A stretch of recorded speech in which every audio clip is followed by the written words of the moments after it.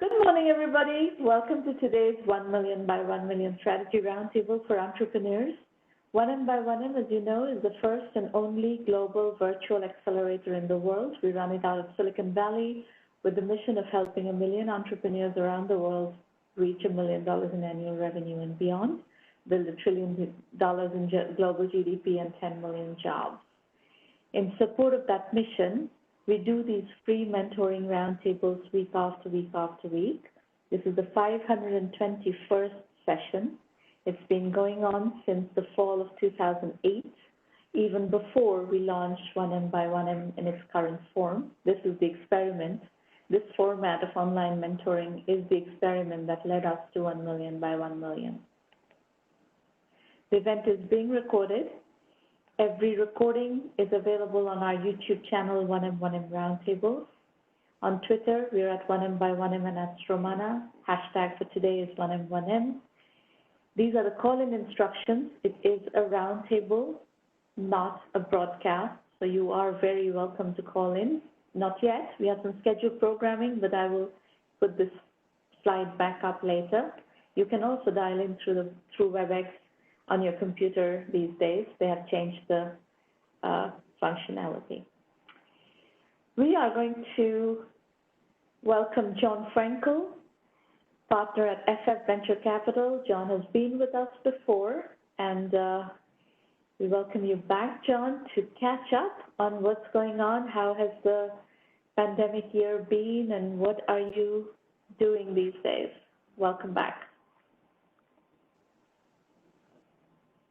We can't hear you yet.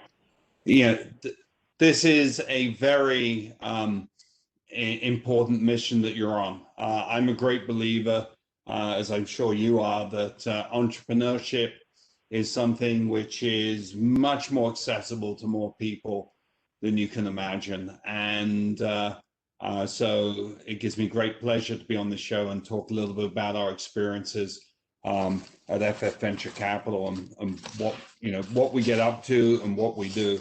But I do want to thank you for sort of having me here today. You know, John, I read somewhere earlier this week, I can't remember where I read it, but that Uruguay, the little nation of Uruguay, now has a Fintech unicorn. I don't know if you saw this. I just found that so thrilling to see. It really is, entrepreneurship as a discipline is really spreading worldwide, and people are developing expertise. I think the basic building blocks of how to build a tech company are becoming much more widely known, understood, and learnable. Learnability is really important. I think we have contributed greatly to this cause of breaking the pieces down so that you can easily learn how to put one foot before the other, and other people have done that too, and it's evident in the success that are coming out of different parts of the world. We also see a lot of small town entrepreneurship show up on our radar through this program. We saw someone in East Texas do something really, really interesting in a small town. We see a little, ecosystem in Assam, India. The capital of Assam is Guwahati. We recently saw a company out of Assam that is doing some really nifty work. So it's very nice to see the spread of and the globalization of entrepreneurship. John, tell us what's up at FF. So, we're in incredibly interesting times. I think one of our underlying views and approaches here is an innate belief that the world is flat. It's unevenly distributed, but it's flat. There are certain areas, certain centers that have advantages, and the advantages can be things such as a government looking to support entrepreneurship. It can be that there are universities turning out engineering students, and not that engineering is the only thing necessary, but it's a key part in this modern economy. But you also need sales, you also need operations and other aspects as well. There are if you look at some of the largest tech companies that attract some of the best talent, they have offices all around the world. And when those talented people leave those companies, they often go to work in startups or found startups. So we think the world is flat, it's unevenly distributed. The other thing to understand is where we are in time. I've lived through a fascinating period of time when, to do an international phone call had to be booked a week in advance to, everybody being instantly available globally. A time when I was a child, my parents thought it would really help if we had Encyclopedia Britannica. And now people have, the sum of human knowledge in their hands and the ability to tap into it in incredible ways. So we've had huge changes in that regard. And then if you think about COVID-19 and the impact on the world and the economy, it would have been much worse in developed economies if it had hit in 95 than it hit in 2020. And the reason being, we have all the tech infrastructure for knowledge workers to be able to work remotely. Yeah. We then had the proof case that we could do it for a year without it completely collapsing the economy. Now, it's not the whole economy, it's only sections of the economy. But imagine a world where you don't have broadband video, where you don't have instantaneous communication channels like Slack and email, where you don't have all of the pieces we put in place for systems for enterprises. So, when we stopped talking about the paperless office, we actually entered the paperless office, and you were able to work remotely, pay your bills, keep your books and records. That infrastructure has shown what we can do. And that infrastructure, because you've got layer upon layer that's been built really since the mid-90s when the internet started to go mainstream, it's now, you can grow companies much faster than you could before in more remote places. And so I'm not surprised that we're seeing unicorns in far-flung places. Yeah, indeed. So what has been the experience at your fund based on both existing portfolio companies and their experiences as well as new investments? So we were very concerned in March and April that our companies would be very hard hit. And some were hit hard, but predominantly because we invest in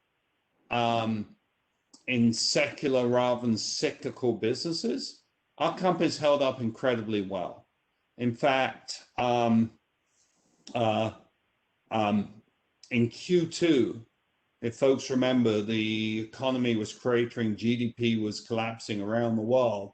Our portfolio companies grew revenues 30% year over year on average.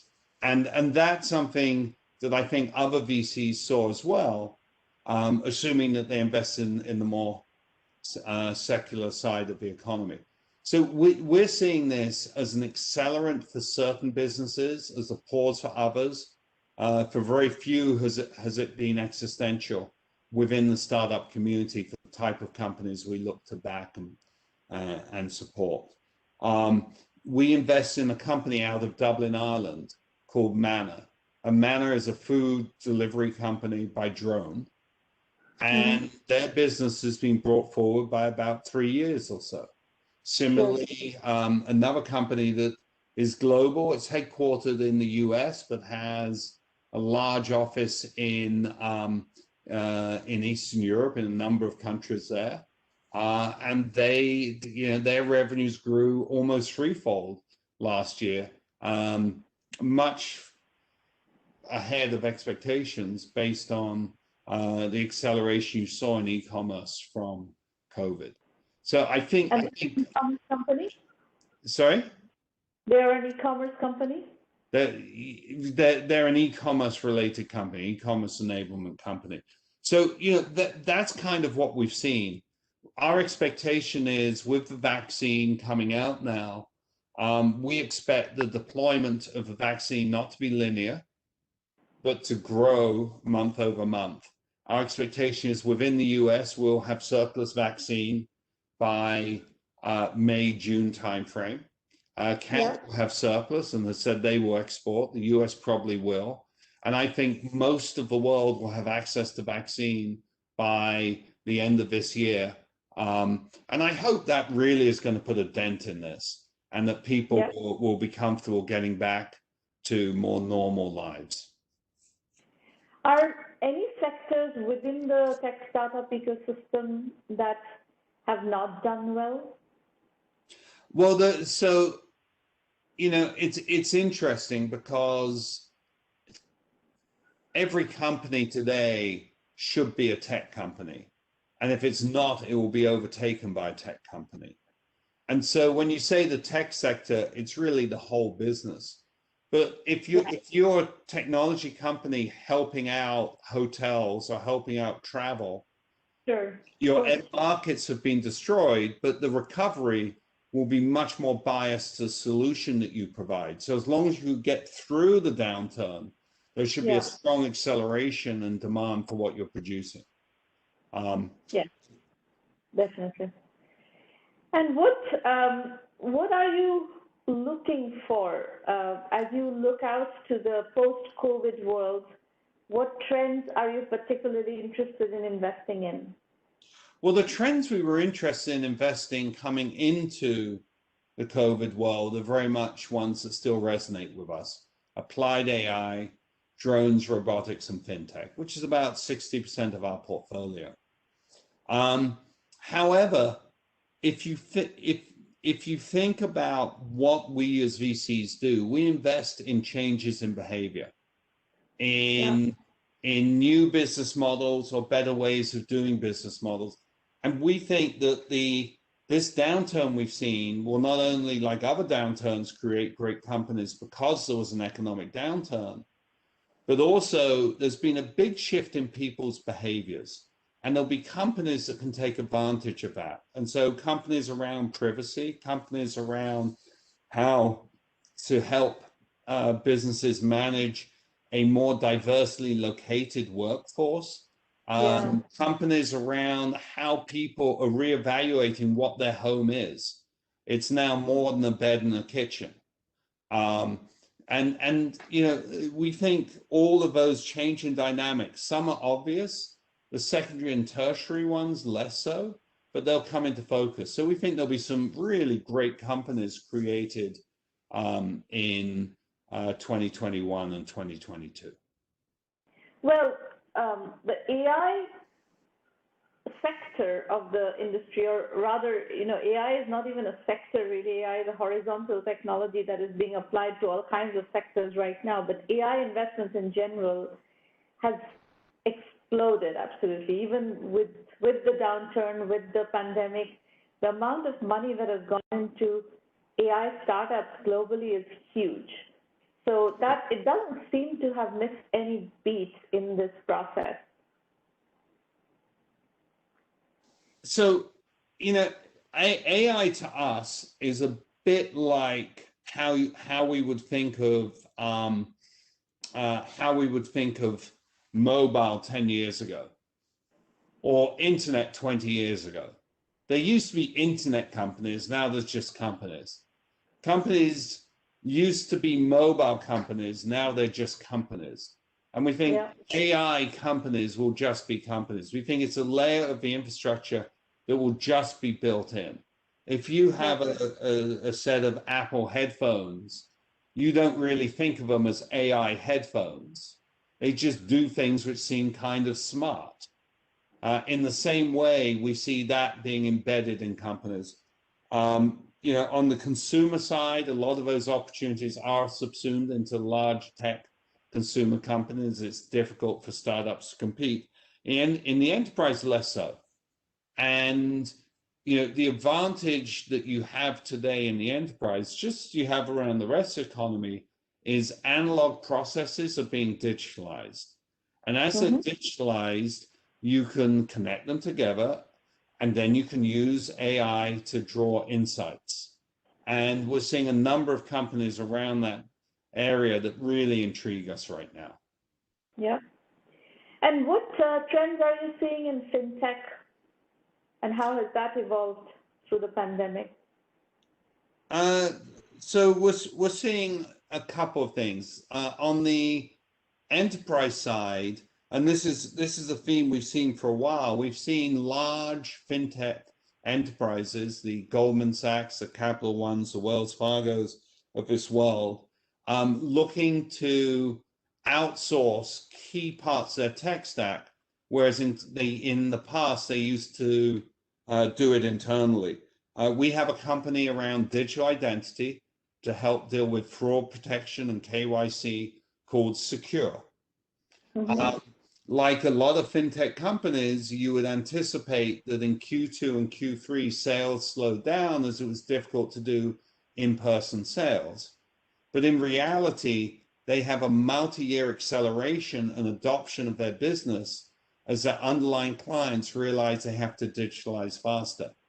And what a company like Secure can provide is something they can't build internally because of the massive data sets they have, the proprietary algorithms they've built and the like. And we're seeing that happening across the board, that startups have been able to create solutions that the large tech companies with their massive budgets cannot compete with. So that's on the enterprise side. On the consumer side, the consumer adoption of touchless digital cash and the like, and their willingness to say, I don't want to use my father's broker. I don't want to use my mother's tool set that she used to work with, her money, and to look at these new tools is just creating a really interesting demand to use new financial tool sets. And then because of the digitalization of a lot of the underlying piece of infrastructure and financial services existing and almost being treated like Lego blocks, new entrants can come in at low prices, put them together in new innovative ways, and create products that look different and combine pieces of insurance or pieces of brokerage or pieces of banking in ways that are more convenient to individuals. And so we're seeing both of those as very interesting spaces. We invested early into Clarity Money that Goldman Sachs bought. As I mentioned, we're in Secure and we're in a number of other fintech companies. One of my favorites is Indiegogo, which is the world's largest crowdfunding platform. And it really has enabled entrepreneurship, creativity, funding for causes, in terms of hundreds of millions of dollars, maybe billions of dollars around the world, touching every corner of the world. It's been a wonderful enablement piece of technology. Yep. One of the things you said is very interesting in that the deal size at which you had to meet in person, I think, has vastly changed. You can do large deals without meeting in person. You can actually raise investment without meeting in person. And that's a massive shift, and it's a massive, removal of friction in scalability and fluidity and velocity in any company's growth trajectory. Totally. It is amazing that you can do that, though I do hope that in a few months, meeting in person is something that we all feel very comfortable to do. As people getting vaccinated, people are more comfortable. But you're right, there's been a huge proof point that we can work remotely and get things efficiently done. I still believe there's nothing like breaking bread with an individual, meeting in person and the like. I do suspect going forward, it'll be a hybrid of the two. Yeah. Well, I think, there's nothing like actually meeting in person to really establish a deep connection, which is not as easy to do online. But at the same time, I have to say, we have run this program virtually for over a decade now. And the connections are really deep because we work on a weekly basis with our entrepreneurs around the world, and you really get to know their businesses, and the trust that develops by just working together for such a long period of time, on a sustained basis is incredibly interesting. No, it really is. It's been a huge enablement of business, reduction in friction, and honestly, the creation of enormous wealth for the global economy. And I'm very concentrated wealth, though. Yeah, look, my job is to be a venture capitalist. So I'm a strong believer in capitalism, that it really, raises the tide for everybody. And I love the fact that this is something that can happen anywhere. Anybody can learn to code. Anybody with a good idea can go and attack a market. They don't need to have a room filled with sun servers. I'm not sure people know how to understand what I just said, but you used to have a room with your own servers. You had to hire your own sysadmin. You had to have your own mail server. You had to have your own PBX exchange so that you could communicate. Right. And it used to cost you $10 million. Now you can be sitting on your couch, almost unemployed, and being the CEO of your company. I think it's wonderful. Absolutely wonderful, yes. John, could you catch us up a bit about the vital statistics of your fund since we last spoke? What is the current fund size, or what are the different fund sizes that you're managing, and where are you? So we want to invest in, etc.? Yeah, so we like to invest at the seed stage. So for us, that's sort of a mid-single-digit valuation. And we carry on investing, and then we stop at a $50 million valuation. So we're sort of from seed to B. And, our fund sizes, our target fund size is around about 55 million. We're in the middle of raising our sixth fund right now.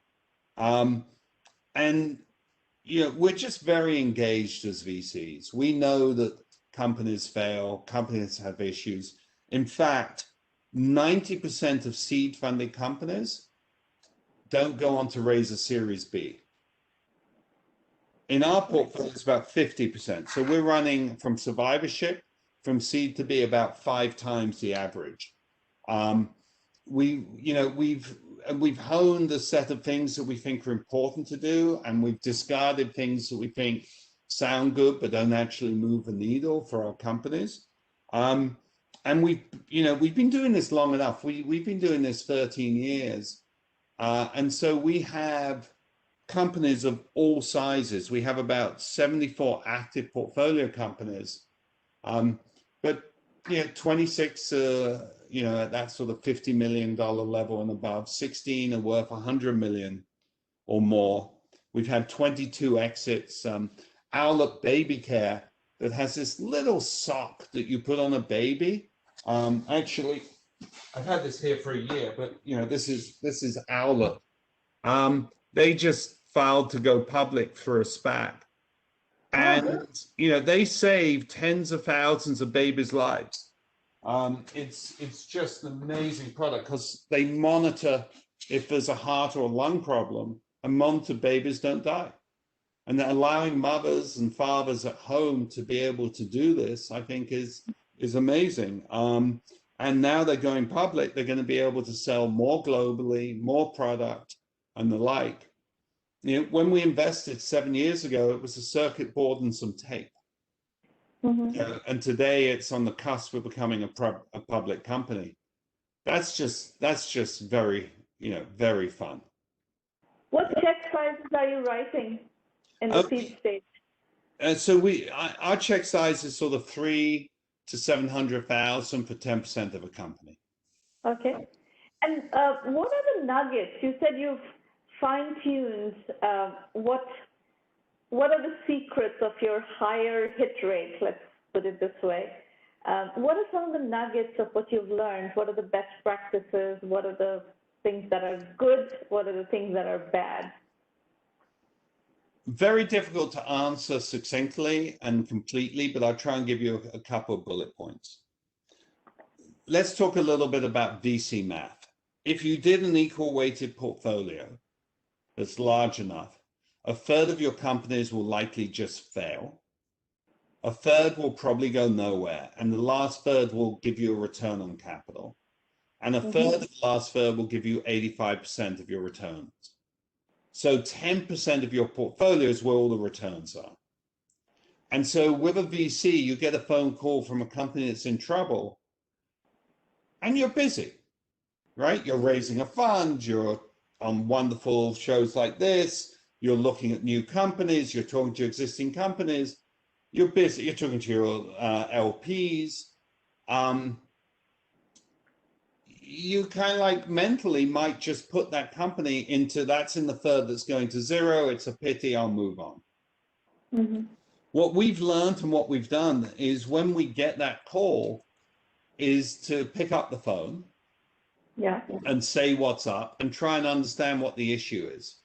And to the extent that the issue is something that we can address and to the extent that it's something we can help with, we might be able to take something that would otherwise be in the loss column and move it into the profit column. That helps our LPs, but it takes years to prove that out. And we think we're at the point or at the cusp of the point of being able to prove that. But that's kind of what we do.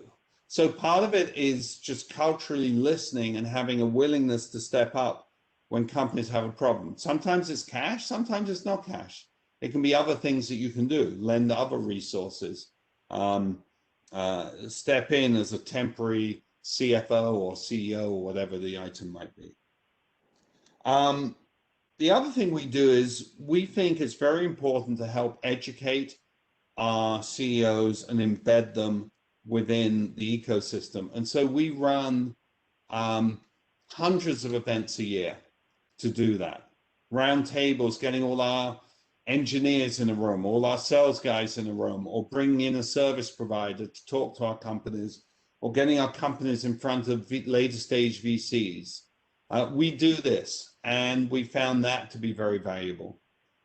We think it's important for CEOs and founders to make number-informed decisions, but we came to the conclusion there was really no good accounting firm out there that was doing this. They were doing the books and records, and they'd hand over an extended trial balance, but they really weren't educating the CEO, explain to them how a contribution margin, product line, P&L would be helpful, giving them a set of projections they could use in their business day to day, not just for fundraising. And so we ended up building the firm. We spun it out and sold it out, a company called Graphite Financial. And it's now a 40, 50 person team of accountants that anyone can use, doesn't just have to be one of our portfolio companies. So those are some of the things we've done. We run with a larger team than average, which gives us bandwidth. And I guess the last thing we did, we actually built an operating system for VCs, which we also spun out and other VCs use to really ensure we have, best in class operational efficiency. All right. Very interesting. John, I know you have to drop off in 2 minutes. So thank you for catching us up and giving us a perspective on what's happening through this pandemic. Look forward to keeping in touch, and we'll talk again. Well, thanks for coming. Thank you so much for having me on your show, and I think it's wonderful, and it's doing a huge public service. Thank you very much. Bye-bye. Bye. Folks, we're going to switch to the entrepreneur pitch section. This is a safe working session. We are on your side. You don't need to be nervous. You don't need to be defensive. Our only goal is to help you accelerate your journey. If you disagree with what you hear, that's fine. Listen, decide what you want to do. It's your venture. You will do what you want to do. We're going to start with Kaustubh Kashyap from Dubai. Please unmute your line, Kaustubh, and tell us what you're working on. Hello, am I audible? Hello, go ahead. Yes. Hi, good morning, Shravana. Good morning. I am Kaustubh, and my co-founder Ismail is also on the call. Okay. And we will go through IBEDx, and it's a very initial stage. The idea here is to get a feedback on how we are going and understand, get your feedback around, the process that we are following is right, or do we need to modify or evolve and things like that. So yeah, let me take you through our journey, and through the process, I'll also talk about who we are and our background, so you understand where we are coming from. Next slide, please.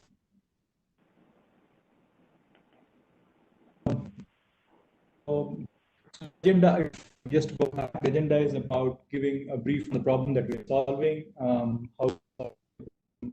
Let's go to the problem solving. Let's start with, we have two other presenters, so I want to maximize how much time we can give you on stuff that matters. So talk about what problem you're solving. Sure. So basically, we are trying to solve the problem of quality education for every child on the planet, and starting from developing countries.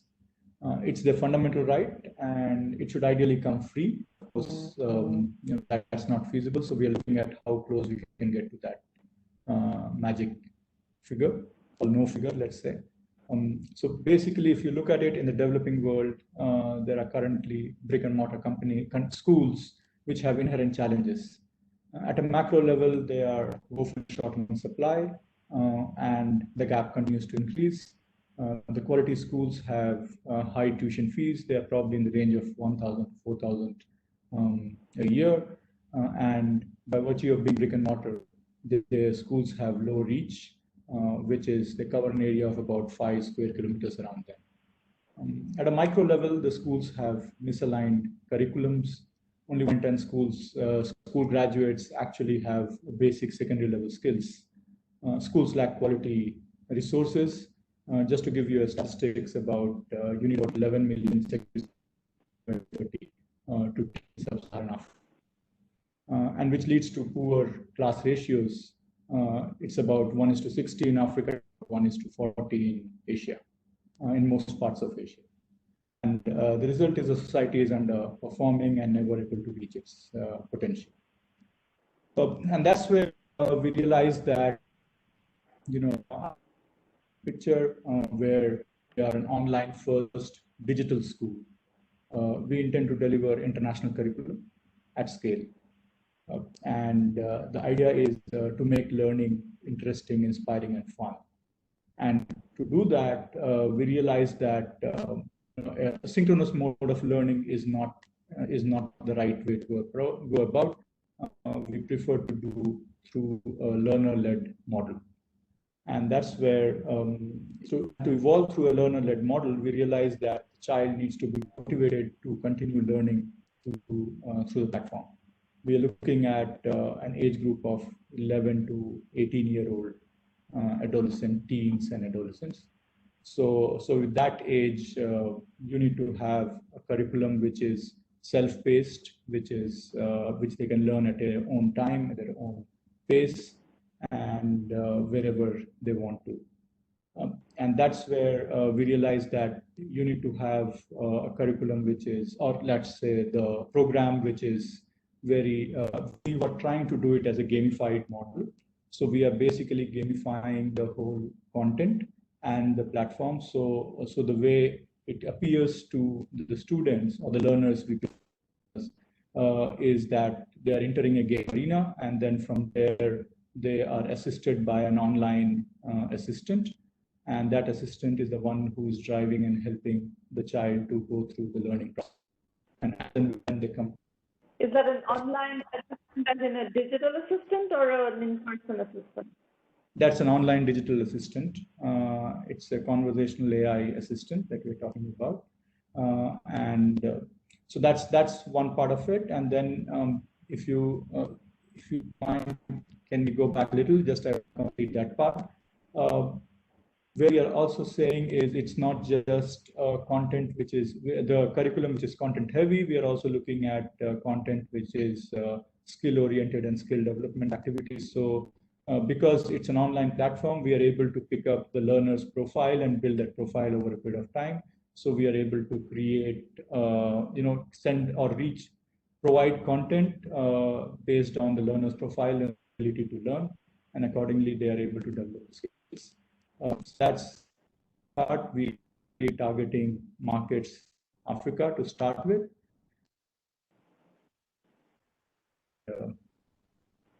Yeah. Why we think we are? So, sorry. You know, I want to maximize your use of this time. You're providing a very high-level vision here. So let me, I just flipped through your slides for a reason, because I wanted to see if you would address any of the issues that would be helpful to address here, and I don't see them in any of the slides. So let me just talk through it with you. Sure. If you're looking at 11 to 18-year-olds, there is a variety of different topics, you know, subjects that need to be taught. Are you focusing on all of those school subjects? Is it English, you know, mathematics, science? We are aligning ourselves to IB curriculum, and the idea is that we will be going ahead with the complete IB curriculum starting from grade 6. You can't build that all at once, right? It's not possible to build. Yes. You cannot build a company where you have to build everything at once. So there needs to be a market penetration strategy and a staged product roadmap of children to go to market. So you need to think about how you enter the market. What is the MVP? What is the first thing that you go to market with? And what have you thought about that? Yeah. So we're looking at phase 1, which is grade 6, 7, and 8, and gamifying the content for that across all the 8 subjects. And it's way too much. 6, 7, 8 across multiple subjects is still too much. You will not be able to afford to build all of that at once. So before that, so that's phase 1, and which is probably sometime MVP, and the MVP that we are launching is with 2 units of the content which you want to gamify, and a basic level of platform where the design of platform. Kaustubh, you're not listening. It's not possible to build 6, 7, 8 across multiple subjects as an MVP. It's not possible. Oh no, I'm not talking about that. I'm saying 2 units in grade 6. So which means that not even a full subject. I will take, let's say, 1 unit of one subject and 1 unit of another subject and launch that as an MVP. Okay, and how do you go to market? Yeah, so there are 2 approaches. One is D2C, and as you can see, the price points we are talking about is very low. So we are saying it's a D2C market, and the second is B2B2C, which means through government in these countries where education levels are quite low. So basically provide our content to them, and students come there to learn and study. So there are 2 approaches.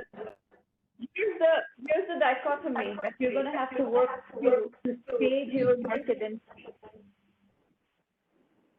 where is the echo coming from? If you have, let's say you're going to market B2C and you have, 6th grade, 1 unit of one subject that you market with. What do you charge? You're talking about $120 fees per year for all the subjects. So does that mean that this 1 unit of one subject is like $1 for the year, or what is? How do you go to market, and how does this build up? How do you? In many ways, this $120 fee per year doesn't mean anything, because you won't be able to go to market. You have to think about a product roadmap and a go-to-market strategy that is manageable. So now you have acquired a customer. Let's say you've acquired a customer who's paying $1 for, one subject in 6th grade. What is the right strategy? Do you introduce a second product to sell to that same customer, or do you sell the same product to more customers? How are you going to expand, and where are you going to put in your resources? These are crucial decisions. So I want you to think through at a very, very granular level exactly how you are going to go to market. What is the customer acquisition cost? Are you going to go, at what level are you taking one unit, and how much of the distribution of that one unit and customer acquisition of that one unit at a very low price point of maybe $1 or something do you do before you go on to the next unit of product development? And that's going to be the make or break of your business. Mm-hmm. So we were looking at it a little differently. What we were looking at was we wanted to do an MVP with 2 units of 2 different subjects, and it will not be chargeable. We were testing the market, and once we see that there is a decent response, or we see the response, then we want to go into creation of full. And how are you going to sustain yourself? If you want to do something free, how do you sustain yourself? So probably at that point in time, after the MVP is when we go out into the market for funds. No one is going to fund you with that. That is not a fundable set of cards. Okay. So you're going to have to, the strategy, this is why I'm pointing out to you that your strategy is flawed. It is not going to yield in a successful company unless you can split this up into bite-sized pieces and start validating monetization, etc., and show a very, very granular approach to how you're going to build this business. No investor is going to touch this with a 10-foot pole. Okay. Okay. All right. I'm going to move to the next presenter. We can talk more if there's time after this. After I'm done with all 3 initial presentations. Sure. Thank you, Kaustubh. Manuel Mionl, you're up next from Las Vegas, Nevada.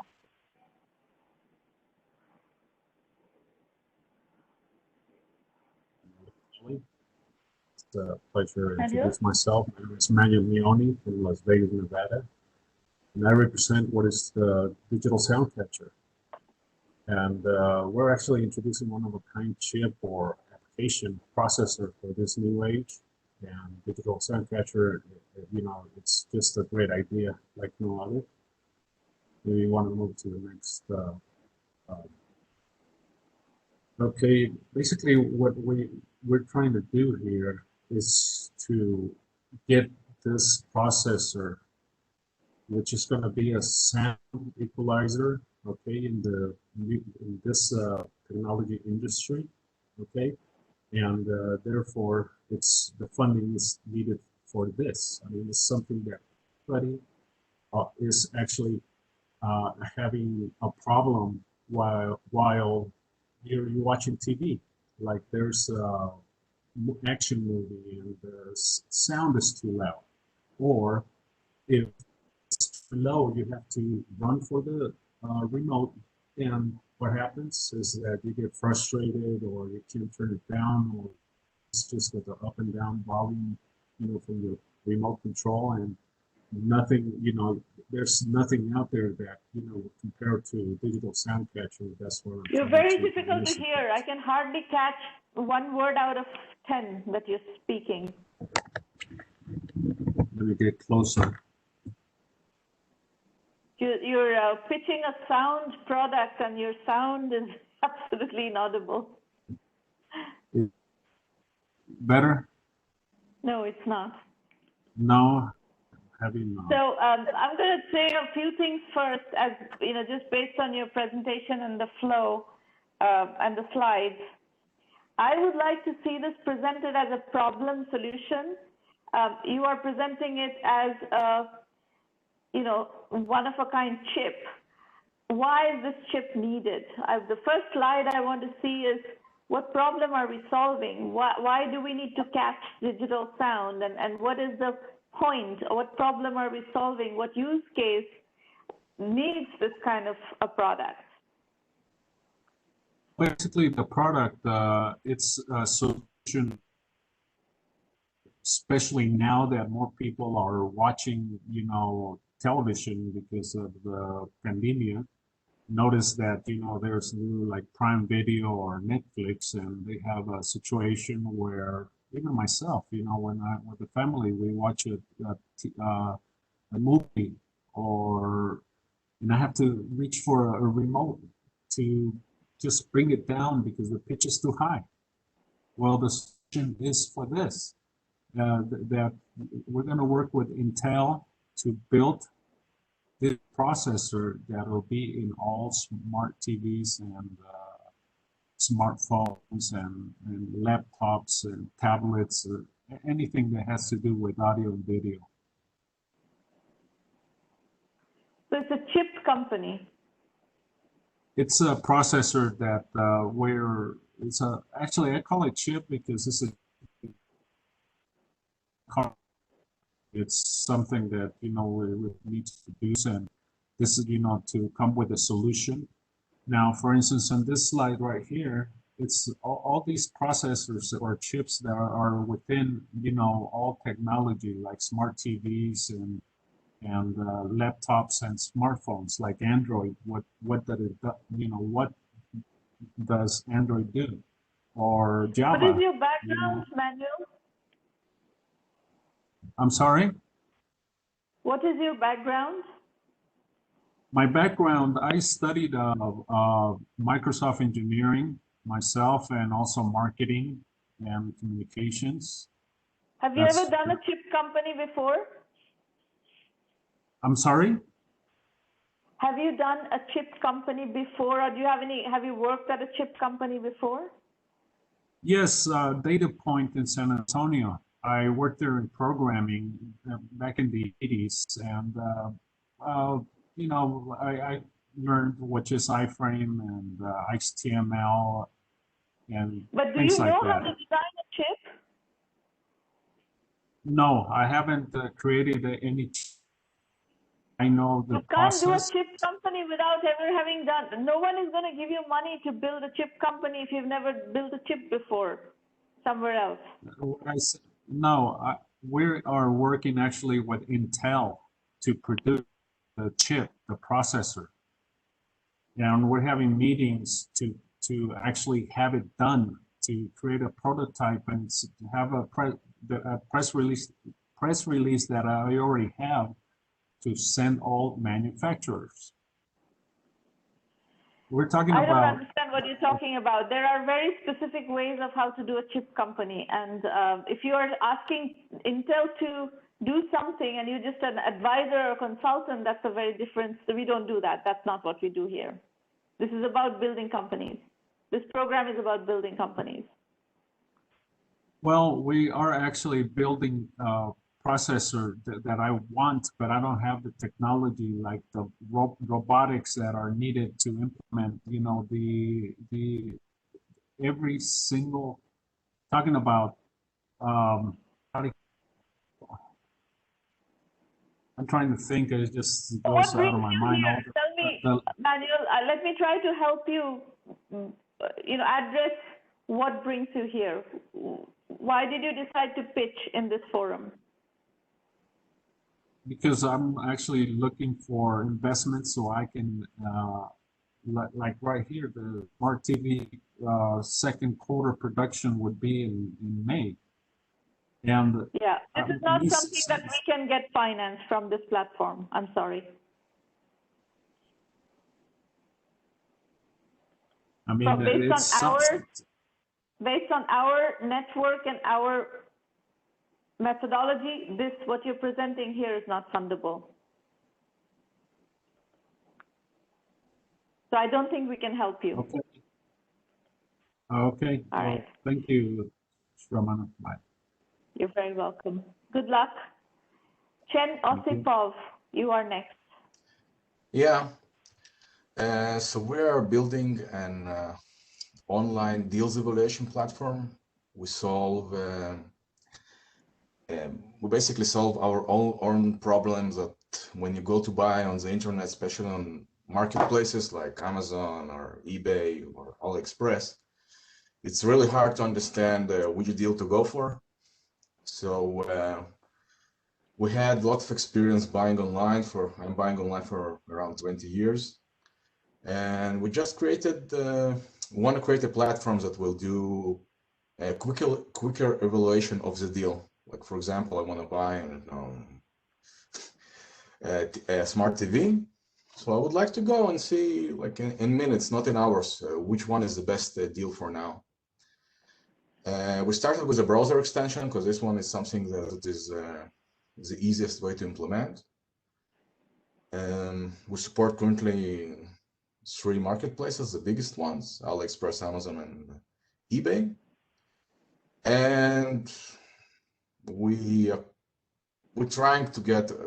technical guys. We tried to find some marketing guy and did not succeed. So we're currently doing the marketing ourselves.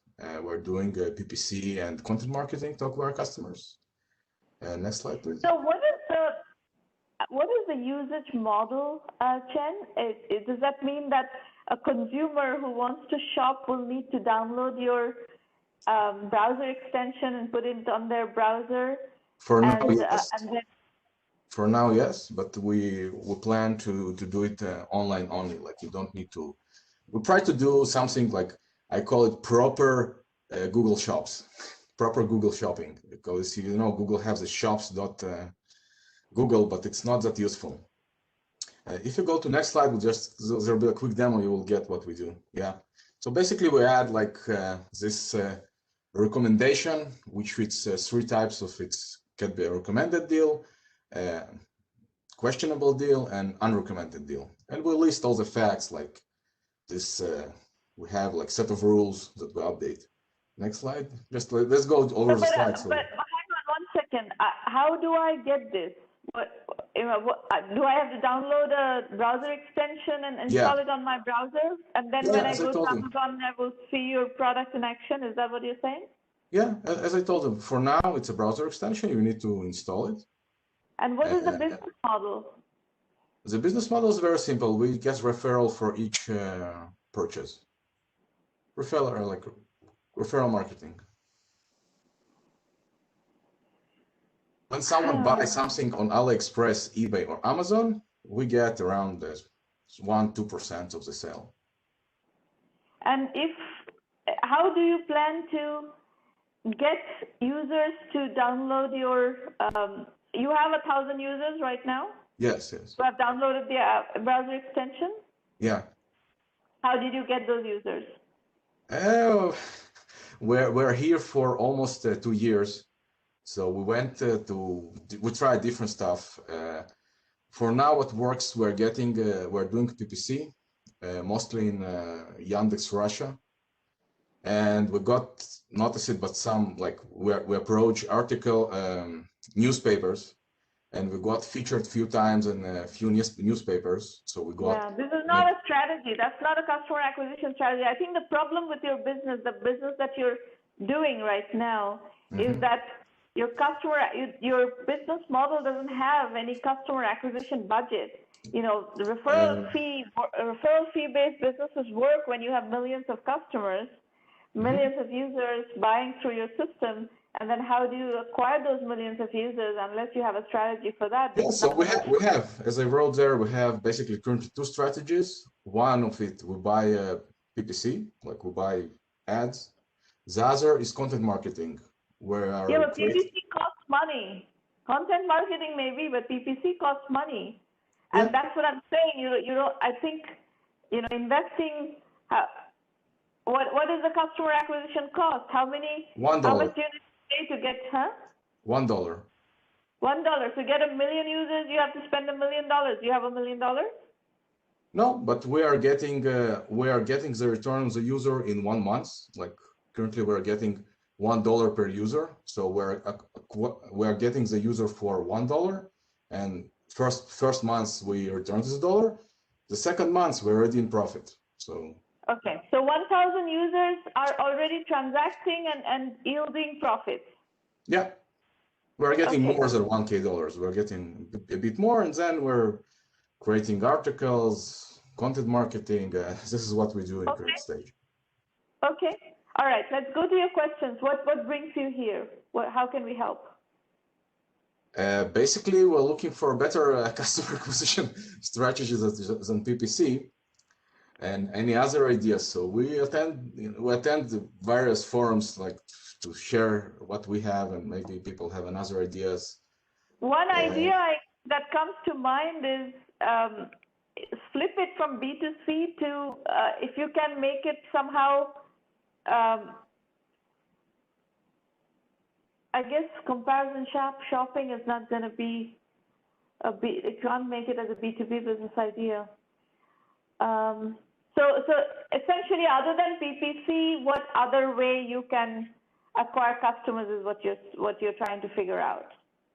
Yeah, we're trying to figure out what a scalable way we can do that don't require to pay $1 to get a customer. And do you have, is there specific geographies where you are working, where it's more, where people are doing this more or not? It's currently, the extension is in 12 languages, so we target globally. The most PPC is done in Russia because the cost there is very low. We target basically for now Russia and the States, because in States Amazon is very, very popular and it's working. Well, not only that, but in the States, customer acquisition PPC is very expensive. There are the one insight that I can give you is that PPC is cheap in certain geographies. Yeah, but for instance, all of Africa is very cheap PPC. Yeah, but nobody buys stuff in Africa.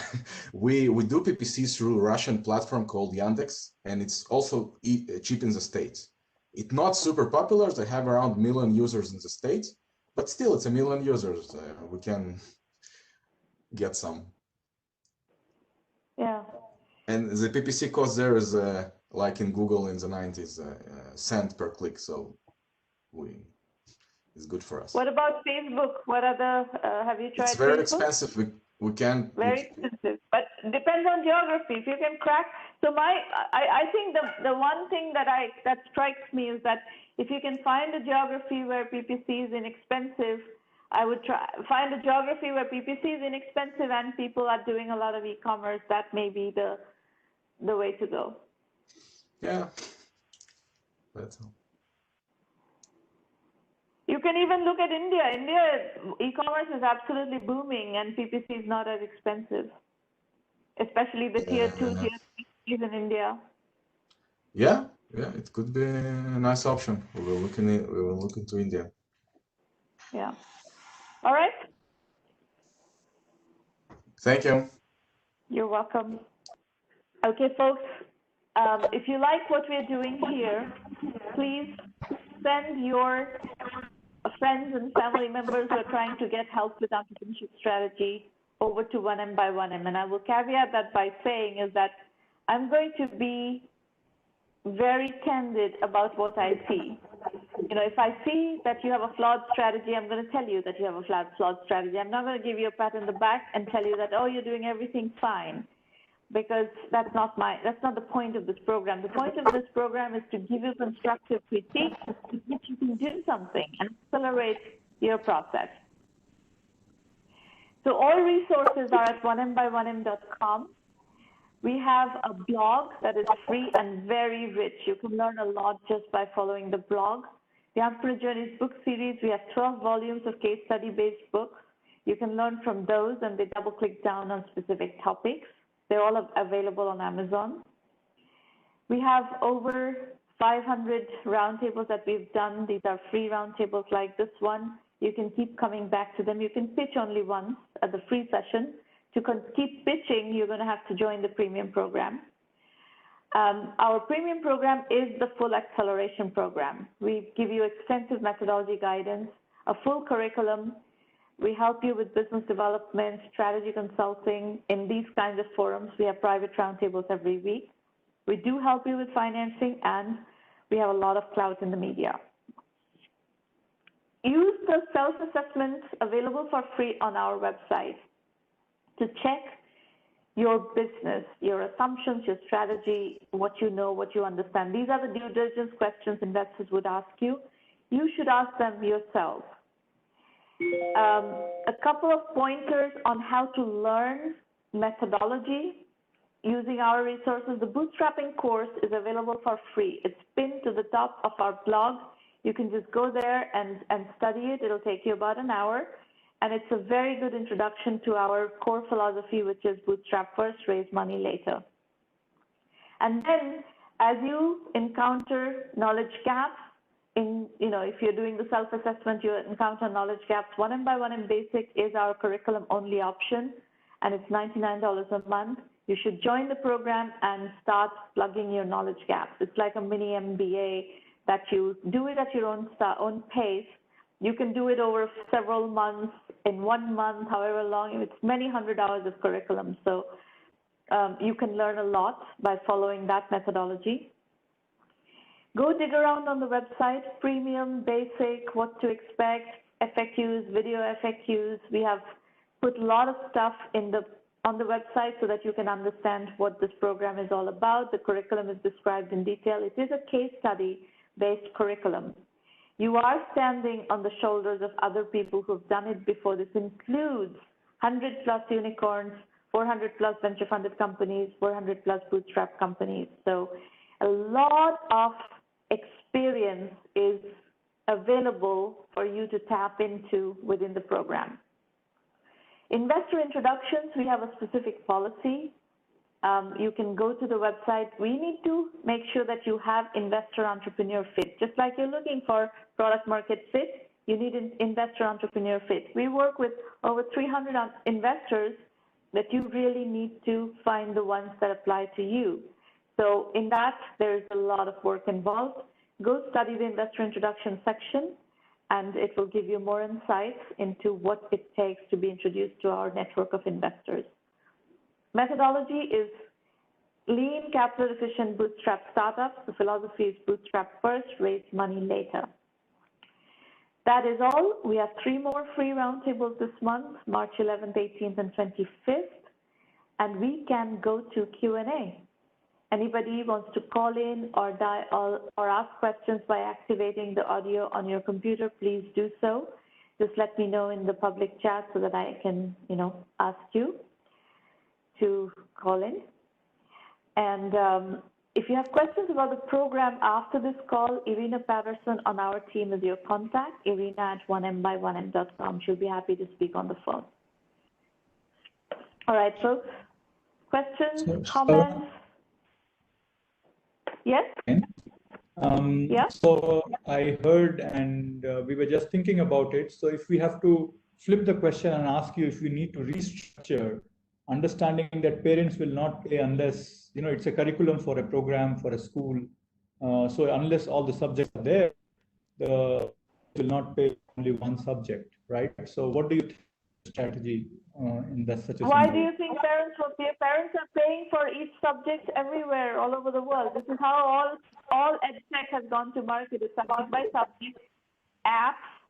If you're talking about gamification, look at Duolingo. Duolingo has, multiple languages today because it's a big company, but it started with one language, basic or intermediate, beginner. So pick up course by course and start putting out the courses, and make sure that the parents and the teachers adopt them. Okay, but then in those cases, there are no certifications, right? We are saying they don't need to go to school. We are not a supplementary provider for education. We are the school. So in that case, we cannot say that we are only providing one course or one subject. Well, your business is not buildable. If it cannot be built block by block, and if you need like a huge amount of funding to get started, there is no business. You cannot. Nobody's going to give you that money to build that business. Mm-hmm. So what if we say that, okay, 5 or 6 subjects of 1 year, grade 6, is that a doable approach? No, 1 by 1. You have to do 1 by 1. You have to do 1 before you can do 6. Okay. If you can do 1 subject, and if you can get teachers and students and parents to adopt them and pay for it, then you can go one step at a time. In any case, you're going to have to build these subjects. If you want to do a full school, maybe it's going to take you 3 years to build all the subjects to be able to build a full school. So go ahead and build the subjects and start selling those subjects one by one. And then when you have the full school curriculum done, then you can launch your full school with accreditation.